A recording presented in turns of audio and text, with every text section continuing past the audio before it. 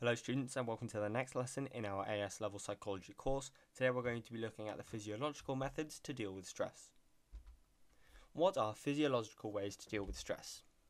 Physiological means of the body.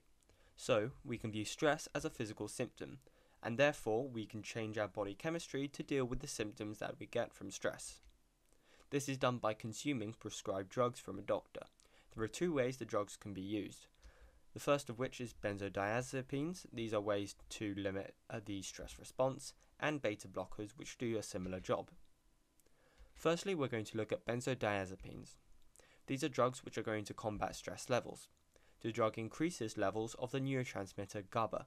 This suppresses the symptoms of stress in the body by preventing someone from engaging in the flight or fight response. Hence, we don't need to actually deal with the stress, and as a result, we're not going to suffer from its symptoms. So you have to remember that a benzodiazepine will limit GABA responses by increasing its levels. The beta blockers are similar ways to combat stress levels. These, however, are going to dilate your blood vessels to allow more blood to flow through the bloodstream at a steadier rate. This is going to lower the heart or the blood pressure when someone is stressed. So as a result, it's going to reduce the amount of symptoms they're going to experience by pretty much calming them down and allowing more blood to flow around the body to provide more oxygen everywhere. So now we're going to do an evaluation of these physiological ways to deal with stress. The first of which is that they work faster than psychological methods. Psychological methods such as that of stress inoculation training or emotional focused ways to deal with stress take a very long time. As a therapy, it's going to take a while to actually have to understand all the 3 steps of stress inoculation training, and it's going to be a while until you're not going to deal with all of those effects. There is also a risk of addiction when you're using drugs. This can lead to more consumption, which could cost the user even more, but the risk of addiction can be harmful to the human body. Also, there are more side effects and negative health impacts associated with the use of drugs. They may cause potential side effects for the person that uses them, and as a result, if that does happen, they're not going to feel as well, and it may even worsen their stress levels. However, a positive is that it is less expensive than a therapy. So you can, if you have less money, you may be able to buy drugs from a prescribed doctor, which can help you lower your stress levels, as opposed to stress inoculation training, which does cost a lot.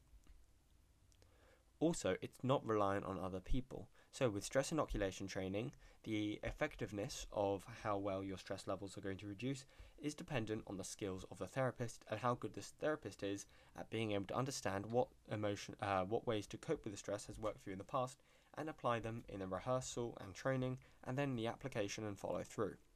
However, with drugs, it's not going to be dependent at all on any other person except your body chemistry.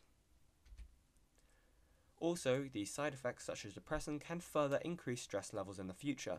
I kind of covered this in the fact that there can be more side effects and negative health impacts, but it can actually prolong the effects of stress and make you be even more stressed in the long term.